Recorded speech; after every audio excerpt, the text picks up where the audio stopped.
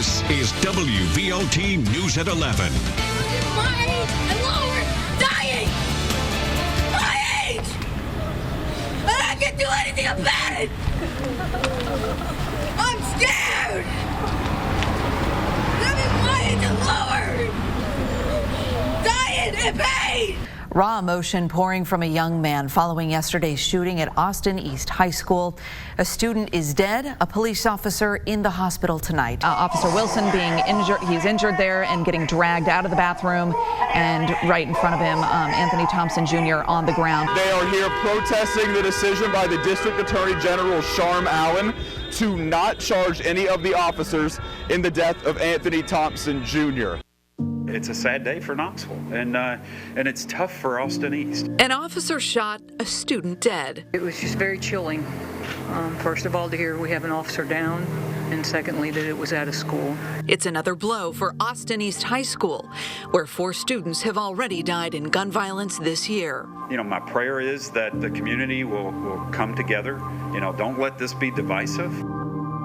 Heavy police presence there at Austin East High School. Gwen, we have learned that a Knoxville police officer is among the shooting victims in what KPD calls a situation that has left multiple people shot. I'm going to step aside so you can see what all we've been looking at since we arrived about 15 minutes ago here. We're a few blocks away from the actual school. This gives us a better idea of the magnitude of this situation as we see what sort of perimeter police and emergency crews have set up here. Knoxville police just sharing a release with us. This is information that we hate to have to share with you. This is a major development in this story. Knoxville police say that they responded to Austin East High School after receiving reports of a male subject armed in the school.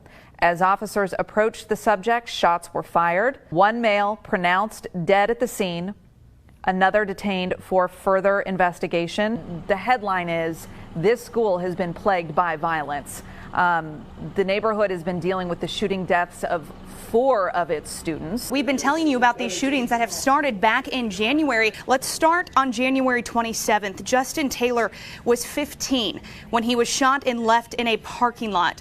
The second, Stanley Freeman Jr., was just 16 years old. He was shot while leaving Austin East High School. The third, 15-year-old Janaria Muhammad, shot outside her home.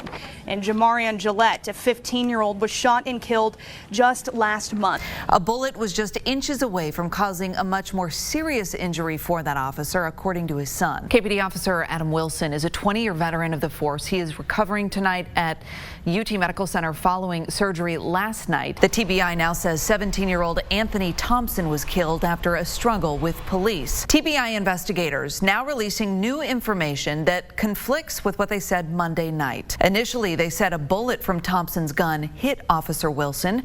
Now they've determined that was not the case. The mayor says that body camera footage could help clear up that confusion, but the DA says it won't be released while the investigation is active. Every day the video is not released perpetuates rumors and misinformation. A few protesters that have gathered, they're wanting the body camera footage. People here say they just want to know what happened and to accurately learn what happened and unfolded in that school bathroom.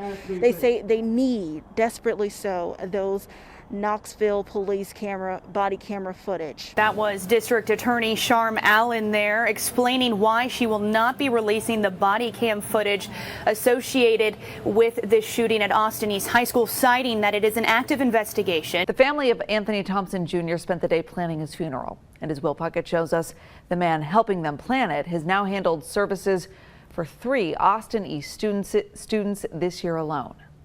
I grew up with the family.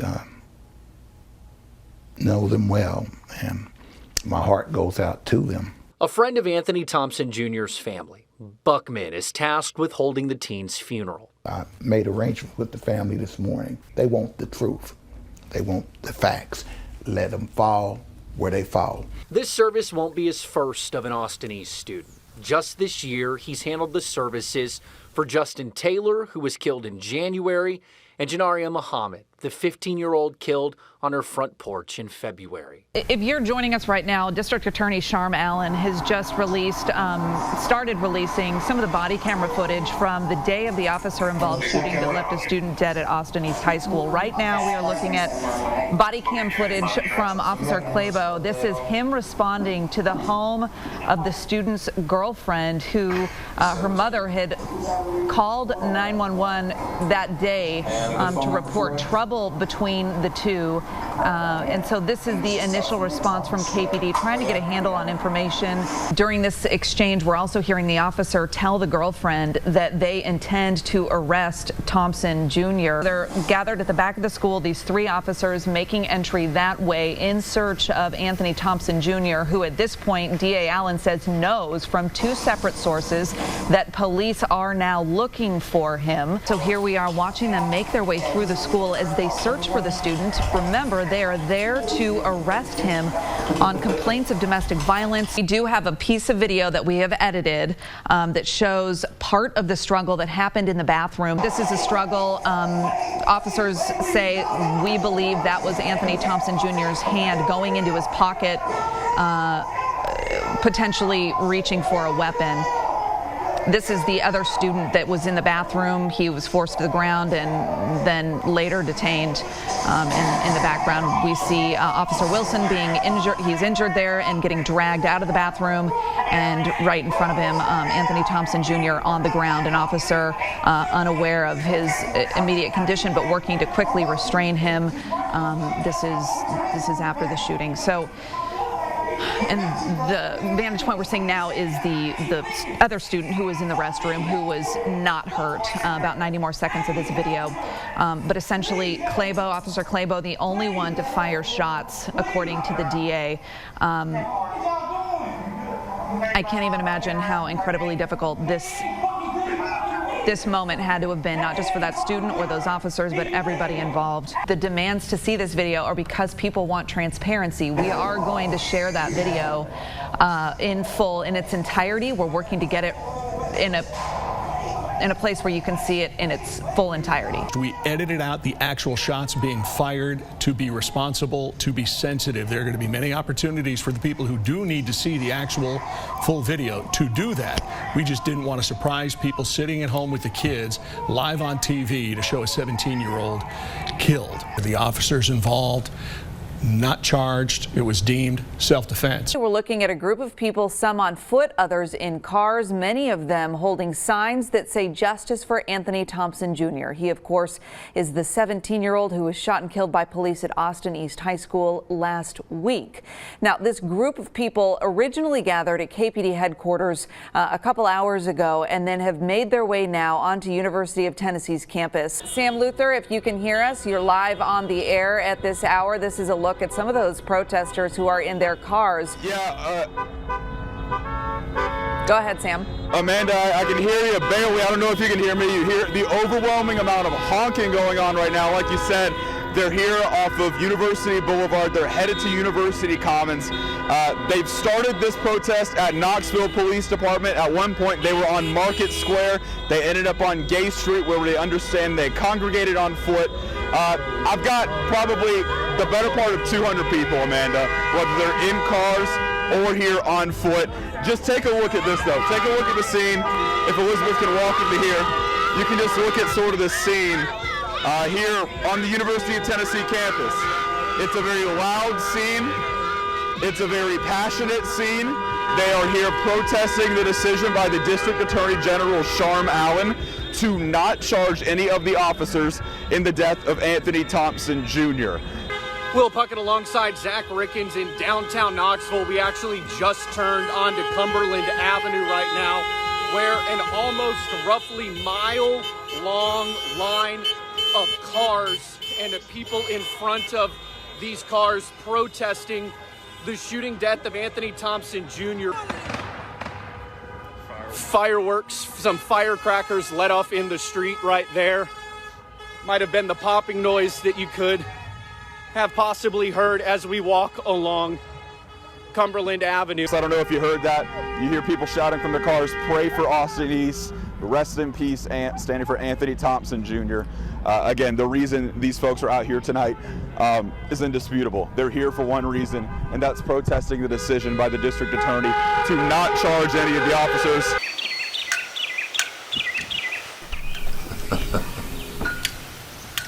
Oh, Lord. This is something he does every day.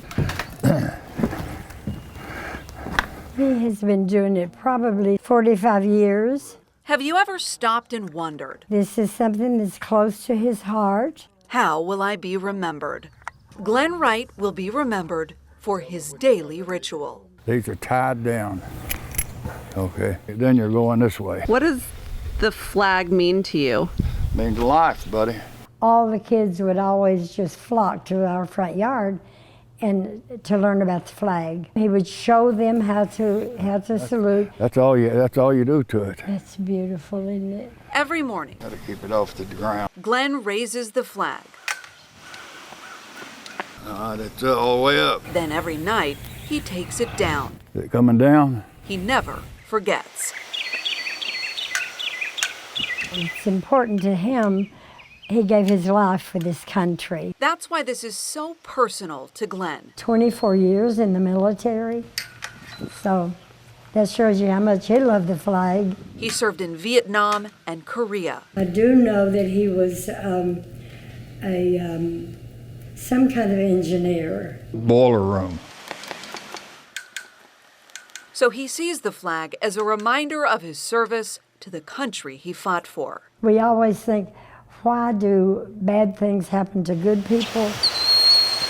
Bad things. What does she mean? Sonia's not talking about war. She's talking about something else. A different battle.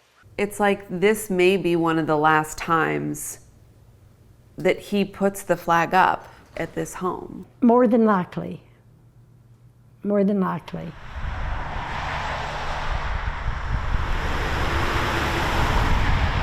This home is a treatment for Alzheimer's and dementia. I wonder what Glenn must be thinking. Does he know where he's going? This is his new home now. It's so good to meet you. Welcome. For the past 2 years, he has had progressive Alzheimer's. And it's getting worse fast. My memories don't work right. That's why he'll live here at this memory care center in Clinton. It's an unfamiliar place with one familiar sight. You can kind of show us how we need to do this. Look at this. Okay, this is better, yeah. Look at Old Glory waiting. Okay, now we can drop it. I think it would be a comfort to him. Glenn is forgetting things. Okay. We've seen that. Got that one in there. But this, he still remembers this. And now this one. Are you surprised that through everything that he has forgotten, that he has not forgotten the flag? I'm not a bit surprised because that was a big part of his life. That question we asked earlier, how do we want to be remembered? He would be known as the person that would teach the young people about the flag. Oh, what was this thing? There it is. This is how Glenn will be remembered. For the very thing he could soon forget. Buddy, you done good. In Anderson County, with photojournalist Keith Smith, Amanda Hera, WVLT News. Hello and thanks for joining us for a WVLT News special presentation, Crisis in the Water. I'm Brittany Tarwater. The #1 cause of death for children ages 1 to 4 is drowning. Levi, he was our third child, and we really thought that he was going to be our last one. We thought we always wanted 3 kids. And he was such a boy. They say, "Rah!" 3-year-old Levi Hughes drowned 2 years ago on a summer vacation with his East Tennessee family. Now his parents, Nicole and Jonathan, are creating nationwide change to save the lives of other children. Pediatricians talking to parents about water safety and suggesting swim lessons begin at 1-year-old is now part of the national guidelines. It's not required, but it is recommended doctors adopt the policy.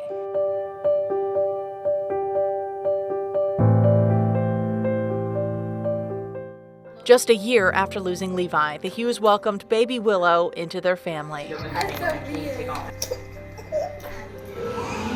When she turned 8 months old, she started swim lessons, learning to roll onto her back, to float, and breathe. It was just so empowering. It was awesome. I mean, of course, it was just the gut punch over and over that if she was this capable at 8 months, what could my son have done at age 3? And just wishing I had known that for him and hating that he had to be the sacrifice.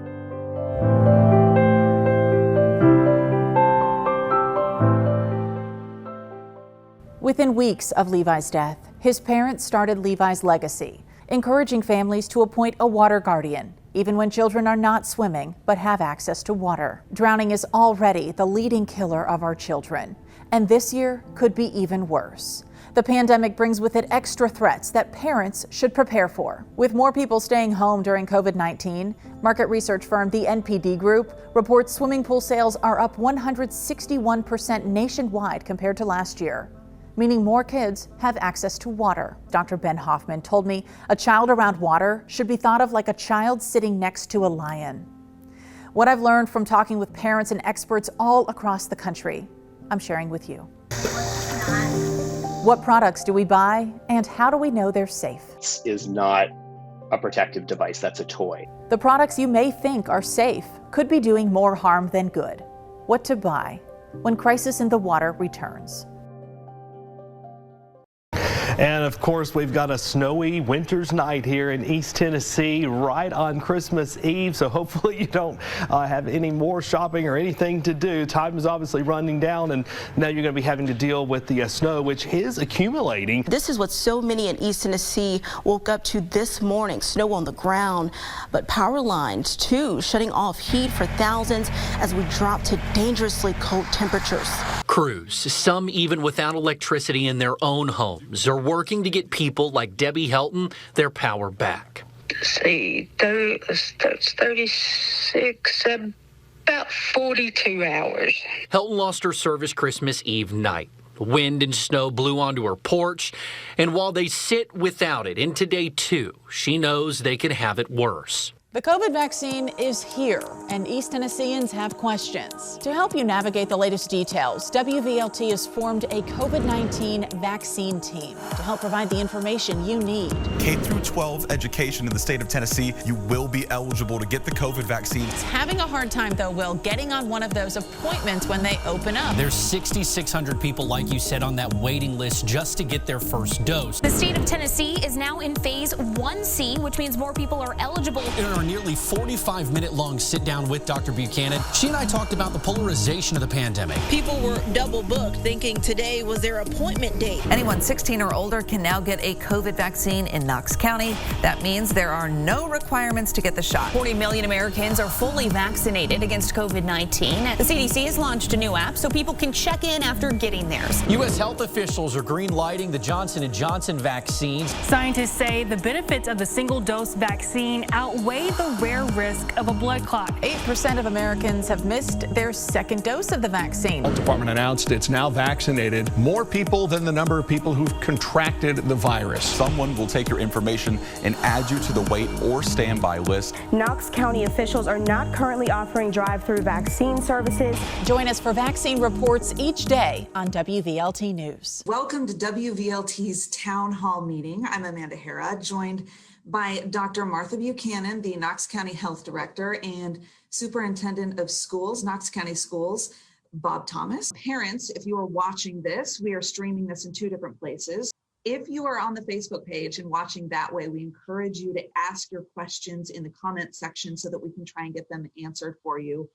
Now that the vaccine supply has reached our area, should students be required to get that vaccine? There will be no requirement that anyone get vaccinated for COVID. So summer school could be an option for Knox County that people would opt into? Well, we're still talking, having those conversations.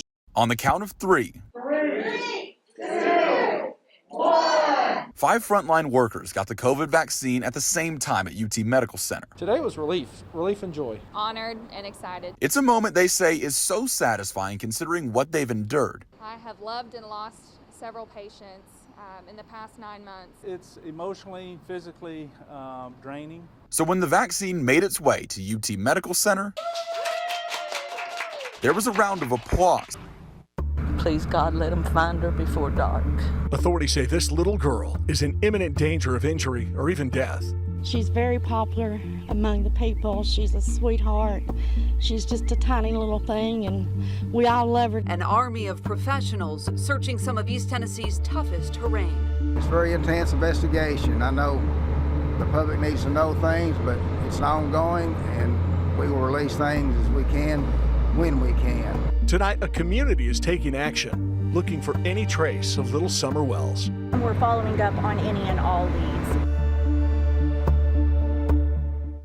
An Amber Alert is in effect as that search intensifies for 5-year-old Summer Wells. Hawkins County Sheriff says she may have walked away from her home near Rogersville last night. This is what they call a line search. So literally what you're seeing there is a line of seasoned professionals, search crews going through, covering it grid by grid, line by line. It's an emotional time right now for the Hawkins County community. This comes, like you've been saying, after hours of not being able to find this missing 5-year-old girl. Well, here's a look at what makes this search so tricky. The view from the air. See how mountainous and wooded the terrain is? That is an obstacle for search crews, and so is limited cell service. People are just hoping that things turn out well. You see the church there behind me, the local Baptist church, has balloons, flowers, ribbons. They're here basically using that as sort of a beacon of hope. They hope to cut those balloons free when Summer ultimately hopefully finds her way back home. More than 100 agencies searched miles of land in this Beech Creek community. Where is Summer Wells? Authorities are desperate to answer that question, but now her father says he knows the answer. He wrote she would never leave our hill. I think that someone snuck up on her and grabbed her. Wells says, I don't think she's in the area. The way that she disappeared, she would never do that. She wanted to go downstairs and play with her toys. So when her mother come in, she says, where's Summer? She went down in the basement. She didn't answer, so she went down there and she was gone. We heard our Sam Luther there asking, have the parents been ruled out? The TBI said this is still very much under investigation and all possibilities are on the table. So a very open-ended answer there from the TBI in terms of how the parents figure into this investigation and whether or not they are still a part of it. I am afraid for my children and for myself. Summer Wells' mother wrote those words in an order of protection that she filed against the missing girl's father. The 5-year-old has been missing 7 days now and remains at the center of an Amber Alert. Here are her exact words that her mother wrote in the protective order, which was filed October of last year. Quote, he drinks and throws things. I am afraid of being hurt. He is abusive physically and mentally towards me. I am afraid for my children and myself. My mother fears he is going to hurt her. Court documents show Summer's mom filed the protective order after an argument that turned physical. 4 days later, though, she asked the court to dismiss the order. In April of this year, charges of domestic assault and unlawful possession of a weapon were dismissed against Don Wells. He pleaded guilty to carrying a gun while under the influence. A major development in a story that WVLT News broke this evening. One person is now confirmed dead. 3 others have been rescued after a helicopter crash in the Tennessee River in the Sequoia Hills neighborhood. The crash happened around 7:45 tonight. The search for that missing passenger is now over. Now, 3 managed to escape the crash and were picked up by a pontoon boat as they were swimming to shore. There's a few people taking boats out there, neighbors, but there's 3 people in the river and they're yelling that one person is trapped inside the helicopter. Justin, witnesses tell you that the helicopter that crashed was often seen in the area, did not belong to military, law enforcement, or UT Medical. Yeah, Amanda, neighbors here in this area did say that it was a familiar aircraft in this area, the one that they had seen frequently times before. And I talked to a neighbor this afternoon, or this evening, who said he saw it all happen. He said that the aircraft was just right above the water line there, and he thought that it was going to land on the water, but then it just seemed to crash into the water and break into thousands and thousands of tiny little pieces. He says that's when he saw the people exit that helicopter there, and then he said that they started swimming to shore before they were picked up. The co-founder of Clayton Homes and Clayton Automotive, Joe Clayton, has died in a helicopter crash. Jim Clayton in a statement said about the accident and his brother, "I'm devastated and completely heartbroken by the loss of my wonderful brother, Joe." Here's a picture of Joe. He's on the left. His brother, Jim, on the right. Together, the brothers founded Clayton Homes in 1956, at one time the largest seller of manufactured homes in the whole country. Jim Clayton's home is just over my shoulder here on the other side of the river. His neighbors tell me that he was a frequent flyer of that helicopter, which is still in the Tennessee River right now. Crews are hoping to take it out at least in the next couple of days, because this is a main channel that helicopter is still stuck in. Lots of boat traffic out here. Federal investigators say the pilot was trying to land near the family's home on the river's edge. The pilot says he couldn't stop the descent. Passenger says the chopper hit the water and started sinking to the left. A West Knox County home turned into a house of horrors when the couple inside was brutally killed and dismembered. Their son is now on trial for the crimes, and investigators say he was motivated by money. His first few days of trial have been intense, with all sorts of startling evidence presented, including what prosecutors call a guide to murder. They say Guy kept a notebook and checklist to help walk him through the process of killing his parents and covering his tracks. Turn heater up as high as it goes. Speeds decomposition. It's these details Knox County Sheriff's Officer Rachel Sandlin read to the jury in page after page in the Book of Horrors. Bleach reacts with luminol, just like blood. Douse area with bleach. The gruesome to-do list outlines possibly killing the family dog and potentially making it look like a murder-suicide. Don't have to get rid of body if there is no forensic evidence on the body. His fingerprints and DNA. Cut off his arm and plant his flesh under her fingernails. Place her hand with his DNA so that his DNA is not washed away by the shower. In every word, we heard Sandlin's voice quiet and low. Minimize things I touch throughout visit. Wear gloves and socks to prevent fingerprints and footprints. But the motive circling back to one key point. He's not alive to claim her half of the insurance, money, and then an arrow, all mine. We, the jury, find the defendant, Joel Michael Guy, guilty of first-degree premeditated murder of Joel Guy Sr. We have breaking news. At noon, the jury has reached a verdict in the murder trial of Joel Guy Jr., the man accused of brutally murdering his parents. He's been found guilty on all charges. This includes 2 counts of first-degree murder, 3 counts of first-degree felony murder, and 2 counts of abuse of a corpse. This stuff just heartbreaking as each of these different family members taking the stand, telling the judge what they are left with for the rest of their lives. One of his daughters even saying, I wasn't even able to have my dad walk me down the aisle on my wedding day. And Judge Sword thanked everyone several times today, but left the family with some comforting words. You can read in Romans 5 where Scripture says, where sin did abound, grace did much more abound. And so it's my prayer to you that you will find God's abounding grace to help you get through this. Josh was on his daily walk around the neighborhood when his vigilant eye noticed strong winds knocking the flag down from a neighbor's porch Tuesday. Instead of ignoring it, video showing him properly folding the flag and leaving it at Chris Rose's door with a note attached. I just respect all flags, and I just wanted to show my respect for my country. I was really shocked that someone that is 13 years old that actually cares enough to take time out of his day to actually put some effort into making someone else's day better. How did you even learn how to fold a flag the right way at that? My granddaddy taught me, and I've watched military personnel do it. Chris wanted to thank the teen, but he didn't know where to find him, so we helped out, and he's sharing more than his gratitude. It's brand new, so I would like to give it to you. A small gesture tucked away in a big message from Josh. I just want all the other kids out there to know to respect their elders and to do what's right for others, and maybe if you treat others how you want to be treated, they'll treat you back with respect. Respect.